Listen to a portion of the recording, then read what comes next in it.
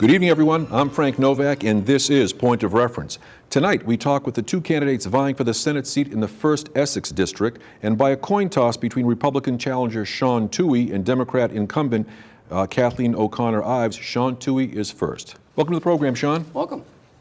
First up, quick question for you. During the course of this campaign, what question have you not been asked that should be addressed?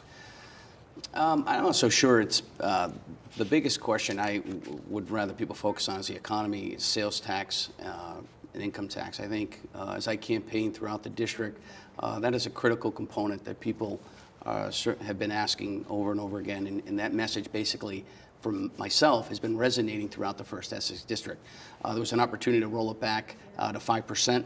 Over a 3-year period, and that certainly didn't happen. So those are just a couple things I think we should focus more on, especially being a border community with a 6.25% sales tax. As a challenger, what benefit do you have over an incumbent? Well, the first thing is I know this district very well. I was born in Methuen, raised in the Merrimack Valley. My business experience, along with my political service here in Haverhill as president, and I also serve on the Whittier Votech School Committee as well. And I believe that combination of business experience, along with being an elected official here, in addition to me being raised here and born here, I have a strong feeling of the pulse and what the district needs and wants are, for me, it's been a pleasure going door to door for quite some time since May, and the message certainly, as I mentioned a couple seconds ago, has been resonating. During your time in office, what would you have liked to have seen go differently during this time in office? Let's say during the past year and a half of the Senate seat that had gone to the present person that's the incumbent. Any votes there that she has taken, that the Senate has taken, that you would have liked to have seen go differently? Absolutely. There's actually a couple, and I think Katie can explain further. I mean, there's H3535, which is the big talk about which I believe will be repealed, which is the gas tax, number one, to indexing.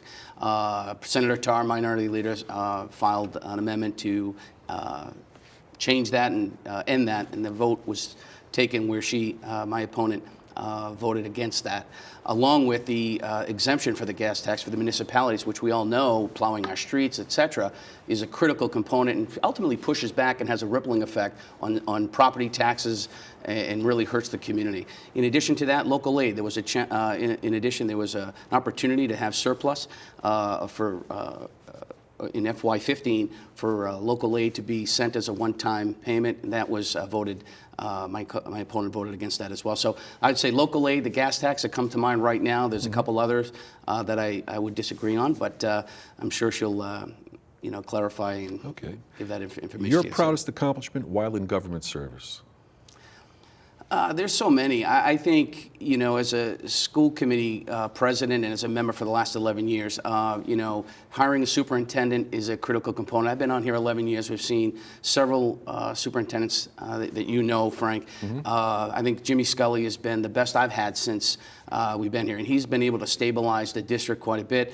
From an operations and management perspective, we've seen tremendous gains relative to the high school, the way it looks. He's working very hard with a new curriculum team with Jonathan and Julie, and he's been doing a very, very good job. He's extremely visible with the community. We've been able to lower user fees as well. Our MCAS scores, we're still working. We've got great gains. We've got 80% of our schools here that are at level 1, which is tremendous. So he needs to be commended, as well as my colleagues and everyone, the staff, teachers, all the way down the line need to be commended for their hard work, because as an urban district, there are many, many challenges that we face. And I think we're moving in the right direction with the leadership team that we have in place. Is there sufficient divergence of opinion in state government with a majority of one party in the House of Representatives, the same party in the corner office, and the Senate? One-party rule is something that, in my opinion, I've been campaigning on, quite honestly, it just doesn't work. There's not enough debate and challenge, and that's why you see votes taken, like the gas tax, it's indexed and tied to inflation, because in the Senate there are 40 members, and out of 40 members there are 36 Democrats and only 4 Republicans. Now, don't get me wrong, not all Democrats are bad and not all Republicans are bad, and conversely to that goes the other way. But at the end of the day, you need to have debate and challenge. That's good government. Good government is debate and challenge, holding people to their feet to the fire and holding people accountable. And the way to do that is not 36-4. So I don't see it working. One-party rule in Massachusetts just doesn't work. If you're elected, what do you think would be one of the first bills that you'd want to be involved in filing? Well, I think what was defeated, which is the rolling back the income tax, is the first thing that comes to mind, which is 0.1% per year. Over 3 years, which it would take it back. And I think that's critical. The more money that are in people's pockets, the people that actually pay the bills, the better off we'll be. What do you think the biggest failing is of state government, and how would your election to office make that better? Well, as far as failures, I can only go back, Frank, to what we just talked about. One-party rule is really a big problem. And I don't want to be too vague on the question, but Sure. that really is, to me, a failing aspect of it. I think we need to do better also in transportation. We talked about it last night at another forum, and there needs to be more efficiency on transportation as well. But again, I think if you mix it up at the governor's office, I think Charlie Baker and Karen Polito will be in the corner office. I certainly hope so. I don't know if you agree or not, but I think with that private sector experience, along with that background, along with my own, I think a good combination from the corner office and the Senate, as far as me being there, is a great combination to get things done here and moving in the right direction here in the Commonwealth. Is the way the way aid is given to cities and towns fair, in your opinion? Well, I would say that not necessarily, because I think that what we do is we need to go do more. And for example, you asked me a couple seconds ago about local aid, for example. The legislature actually had an opportunity to use for one time through the lottery formula, which was after prizes and expenses, 100%, not 10%, not 20%, 100% of that money is supposed to come back to the municipalities. Well, they voted to keep $50 million. Now, the problem is that's not their money. This is our money. So I think, to me, that's a failure there. And I'll be fighting rigorously to make sure that we get as much money back to the municipalities. And the way to do that, Frank, is line by line. I've been doing it here in Haverhill. I've been doing it down the street, the Woody Votech, line by line, setting your priorities, zero-based budgeting. I know people are going to be opposed to that because it's tedious and it's a long process. But that's where you weed out fraud and abuse, and you can set your priorities by doing that and allocate the proper resources in the right direction. Casinos, a good thing or not? I think and it's a great thing, and the reason why is very simple. It's jobs, really. I mean, there's a debate, or that you're going to hear from the other side, that I'd rather build, new schools and so on. But versus gambling. A lot of people, including myself, don't go down to Connecticut to gamble. There's shows, there's restaurants, et cetera. So there's a big benefit there. So why give the money elsewhere when we can keep it here and create jobs and I think the economy, especially out in Western Mass and Springfield, that desperately need it. And I'm a big supporter of it. School superintendents typically don't like charter schools because they feel it takes money away from their already underfunded public schools. What's your response? Well, we need to fight. I mean, in the legislature, again, going back to setting your priorities. What are your priorities? I'm in favor of raising the cap on charter schools. I believe every child needs an opportunity, an equal opportunity to learn and have a great education. And while giving the parents a choice, that's, to me, is a critical component. As a parent of 2 children, I can tell you firsthand, Frank, I have a vested interest in education. They attend Haverhill Public Schools. My son is at J.G. Whittier. My daughter is a freshman at Classical Academy, doing very, very well. Playing varsity soccer, by the way, as a freshman, so I'm very proud of that as well. But I think we need to make sure that we give people the choice and options in what's best for parents and children, what's best for them. And quite honestly, the way to do that and fund it, you need to roll up your sleeves and go back line by line, set your priorities when you're doing your budget. We need to give back more to these communities that need the help so they can have a Class A education, whether it be a Horace Mann charter school that we have or a Commonwealth charter. We need to give the people options. Oftentimes, legislation is enacted to fulfill a perceived need.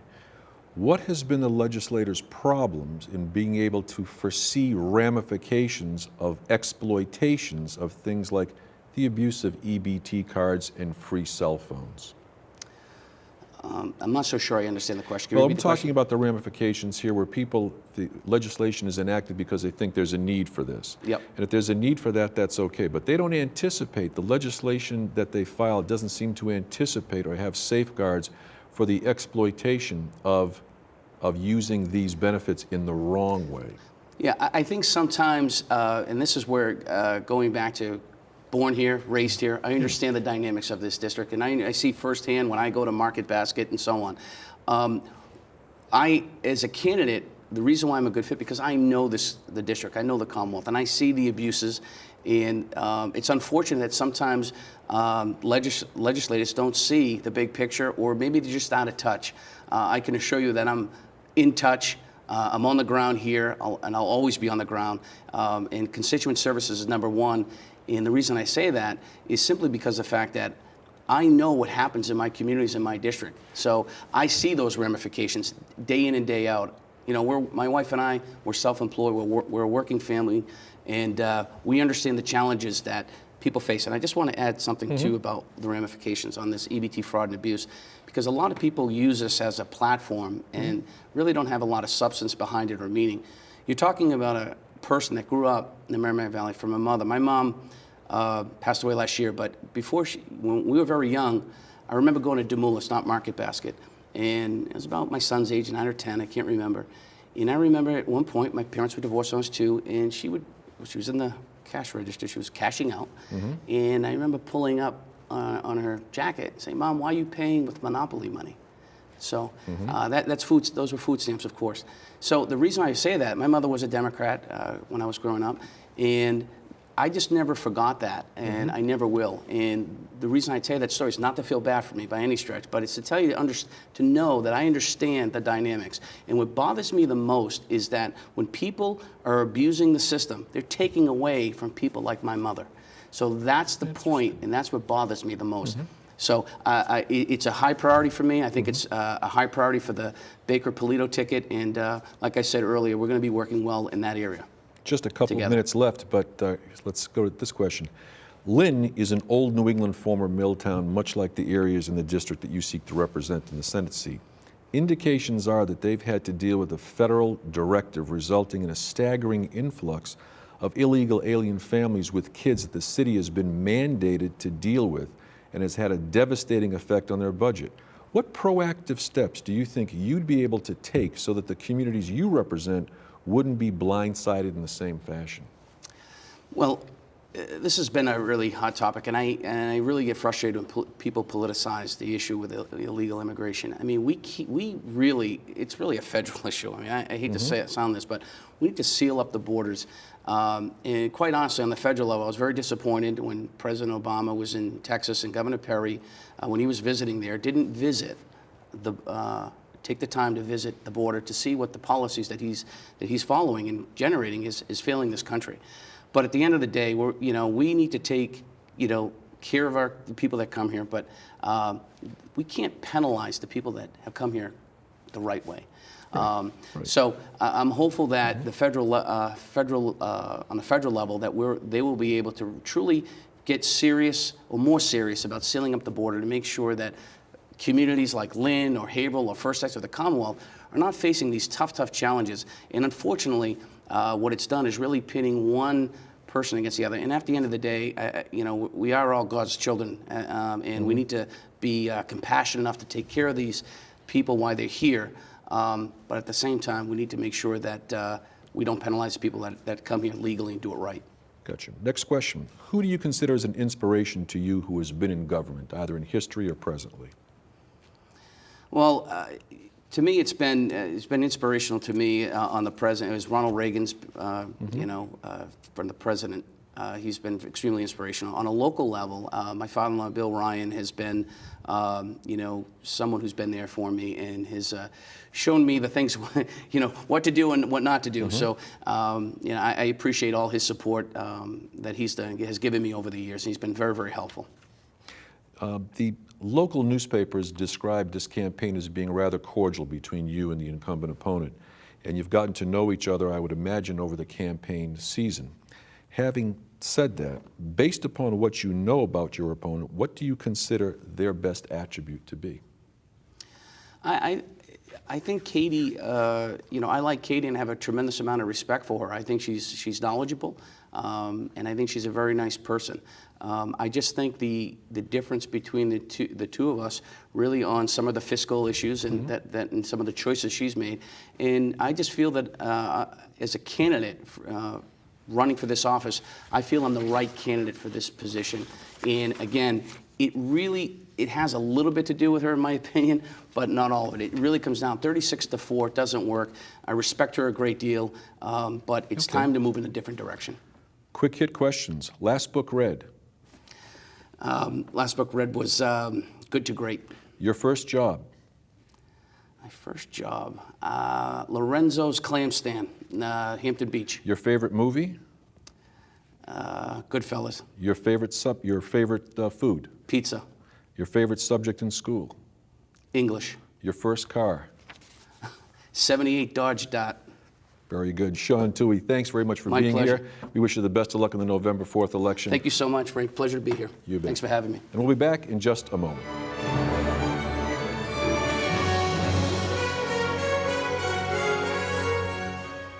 Okay, welcome back, everyone. With us right now, we have incumbent Senator Kathleen O'Connor Ives. Welcome to the program, Kathleen. Thank you for having me, Frank. You know, if we'll get right to the questions if we can. And that is, during the course of this campaign, what question do you think you've not been asked that should have been addressed? I think it's important to discuss the past term and really what's been gained experience-wise over the past term. Sometimes we look at the campaigns as forward-looking, but to be able to emphasize the relationships that I've built over this last year and a half and the on-the-ground experience that I've garnered by working on 2 state budgets and taking many, many votes, hundreds of votes on the Senate floor, being able to talk more about how helpful that will be forward-going, because the state Senate term is very short. It's only a year-and-a-half cycle, which seems pretty hard to believe considering that a senator represents over 160,000 constituents. So it's a very large terrain, and I appreciate any opportunity to really talk about the benefits of the fact that I have that experience under my belt. Is that the major benefit as an incumbent that you have over a challenger? That's my own personal benefit, because I can only speak to my own experience and what I've done with my time in my first term in the state Senate. And what I've been able to do is really get to know the municipal leaders in the 7 cities and towns that I represent, the residents, activists, small business owners, the heads of nonprofits working hard in our community. All that took time, and I've been here present in the community and going to hundreds of different events. I think that that makes a significant difference in terms of momentum.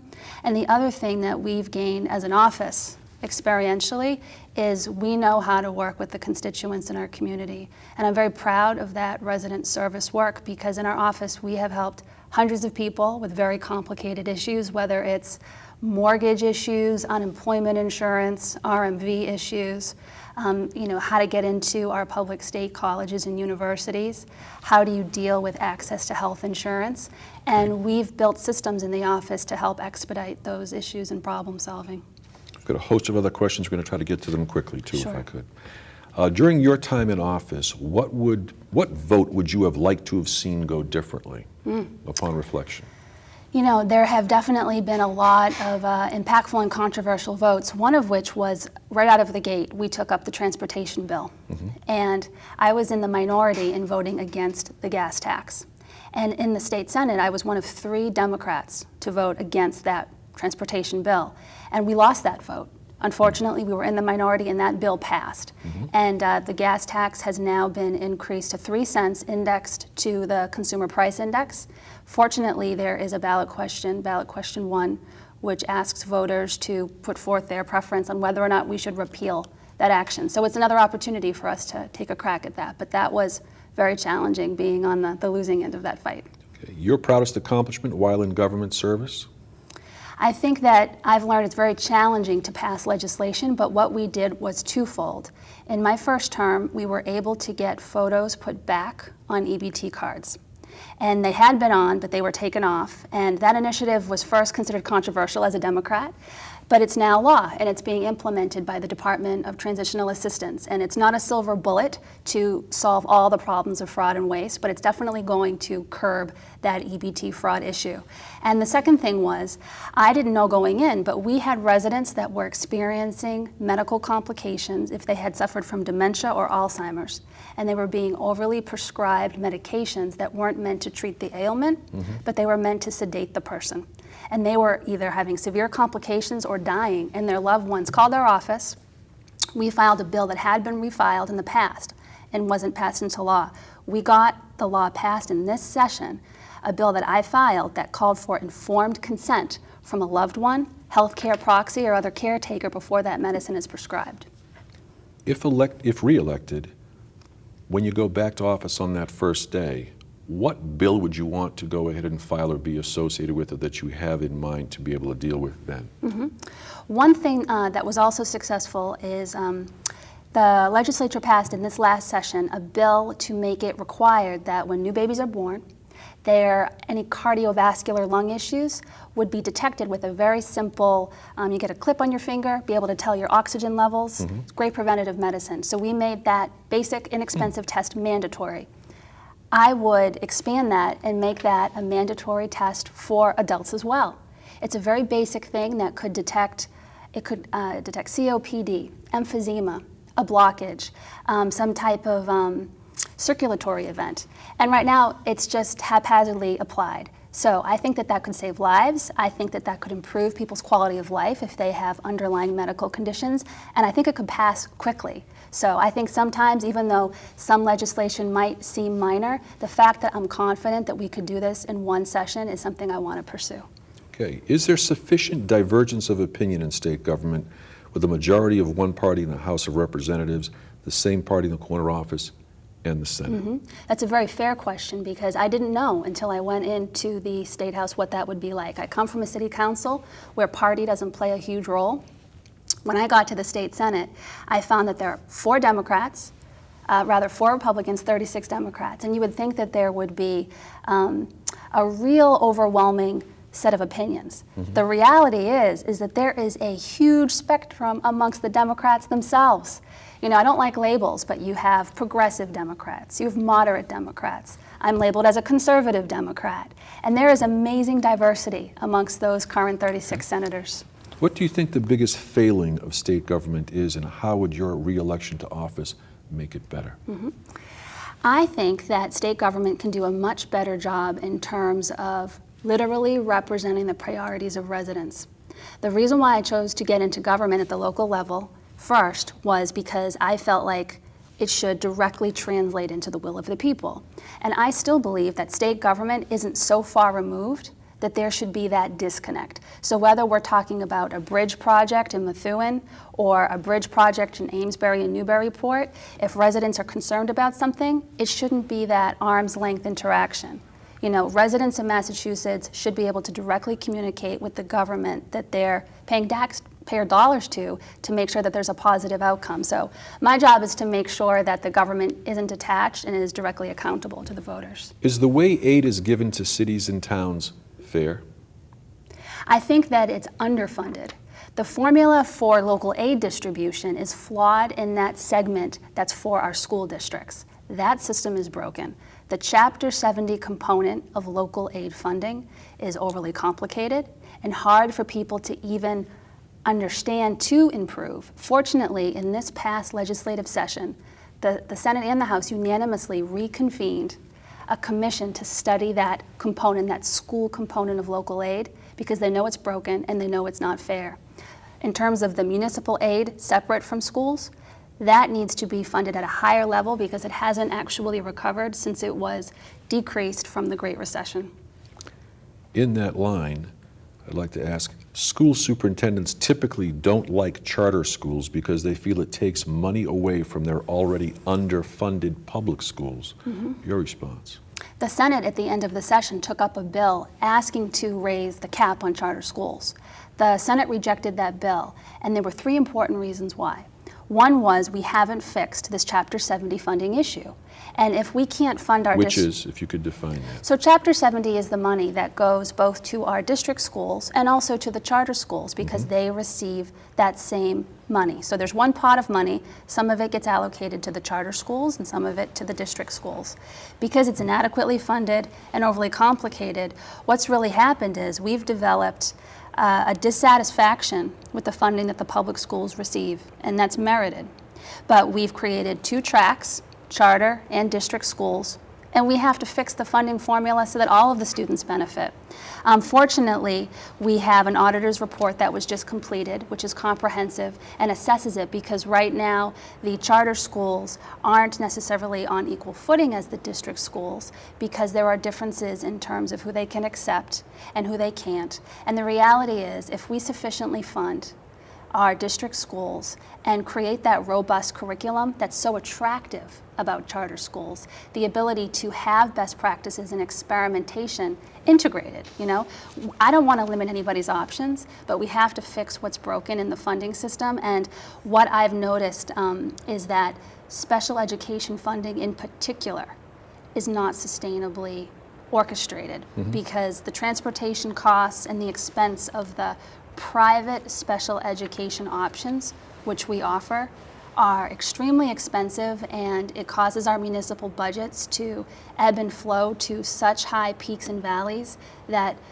it's a difference between a couple $100,000 on one particular student or another. And the state has a role to solve that problem for our cities and towns. Next question, coming up short on time. Casinos, a good thing or not, and why?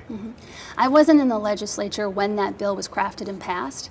If I had been, I definitely would have been advocating for alternatives to that, to boost our economy and to create jobs and to create activity in our business sector. You know, as you know, that's on the ballot for repeal. As an individual voter, I'll vote to repeal it. I personally think that the costs outweigh the pluses for it. But if it does stay, and that is the will of the voters, we have to ensure that issues like addiction, issues like crime and traffic are well thought out of and anticipated so that it's actually a net gain for our communities and that we have the type of venues that are going to add to our tourism industry and make it a plus for the economy. Based upon what you know about your opponent during the course of this campaign, what do you consider his best attribute to be? I think that Mr. Toohey is a friendly person, and I think that that's a positive attribute. I'm a friendly person too, and I appreciate that about him. But I think our differences are very stark in terms of our background, our approach to government, and our experience, and hopefully things like this interview will inform voters about those stark differences. We can only hope. Oftentimes, legislation is enacted to fill a perceived need. What has been the legislators' problem in being able to foresee ramifications of exploitation of things like the abuse of EBT cards and free phones, as an example? I think that the legislature at this point in time is very keen on holding these programs accountable because things like the Department of Transitional Assistance, EBT cards, it's literally a line item in the state budget. And legislators don't feel confident in increasing that line item if they feel like it's a sieve where the money's going to come right out, especially when we are still not back from a downturned economy and people actually need those resources. If someone legitimately loses their job, they can't make ends meet, they come into ill health, that's what that program is there for. But the whole program loses credibility when criminals fraudulently abuse that system. A motto in my office that everyone is probably sick of me saying is, you know, where there's money, there's fraud across the board. Whether it's corporate malfeasance, whether it's EBTA abuse, you know, EBT abuse, it's something where we have to anticipate that happening and create that basic accountability to curb it. The city of Lynn is an old New England former mill town, much like the areas in the district that you seek re-election in your Senate seat. Indications are that they've had to deal with a federal directive resulting in a staggering influx of illegal alien families with kids that the city has been mandated to deal with and it has had a devastating effect on their budget. What proactive steps could you take so that the communities you represent would not be blindsided in the same fashion? I think that our state, from the executive to the legislative to the judicial branch, needs to be on the record saying, we need to know about these things happening so that we can adequately prepare. We're mandated to offer any student access to education, but we need the funding to back that up. We're already dealing with unfunded mandates currently that schools can't meet. And that's the real issue, is in order to be able to respond, that money has to follow. And you know, what's difficult with federal monies, and we have to be careful, is that when that federal money comes in, very often it also goes away. And we're dealing with that when we talk about issues like the Common Core and Leave No Child Behind, where the money is offered and then you're left with the work and the mandates. So, you know, it's a complicated thing where we're dealing in our state with an immigration system that's broken and very, very vulnerable because the federal government holds the ultimate decision making, and that lack of leadership has trickled down to the states, and we're left to struggle with how to deal with these complicated issues. Because when you think about it, if we don't offer immunization to people that are coming in, that hurts legal residents. That's dangerous for everyone. You know, these basic concepts where the federal government needs to take the lead and be responsible so that the states know how to deal with these issues that no one is free from. Every single state is struggling with how to deal with immigration. Less than 60 seconds left, and believe me, we're going to get to these next 6 questions. Okay. Who do you consider as an inspiration to you who has been in government, either presently or in history? I've always thought that Eleanor Roosevelt was a heroine of mine because she was a very quiet person, a very unassuming person, but very passionate and dedicated toward positive change. In 30 seconds, some quick hit questions to show a little bit of the personal side. The last book read? Oh my goodness, I don't do much leisure reading anymore. And I think that that's it. It's been a very long time since I've read a book for Okay. leisure because I read bills and I read news. All right. Your first job? My first job was being a camp counselor at Camp Rotary in Boxford, Massachusetts. Your favorite movie? I would probably say West Side Story. Your favorite food? Pizza, all types, especially beach pizza. Your favorite subject in school? Civics And your first car? was my parents' Grand Marquis that did not have heat and used a lot of gas. Very good. Kathleen O'Connor Ives, incumbent senator running for re-election in the 1st Essex District. We thank you for being able to be here today. We wish you the best of luck on November 4th. Thank you very much, Frank. Thank you. Thank you. We hope that this program has been a point of reference for you. And until next time, my name is Frank Novak. Thanks so much for watching, and be sure to vote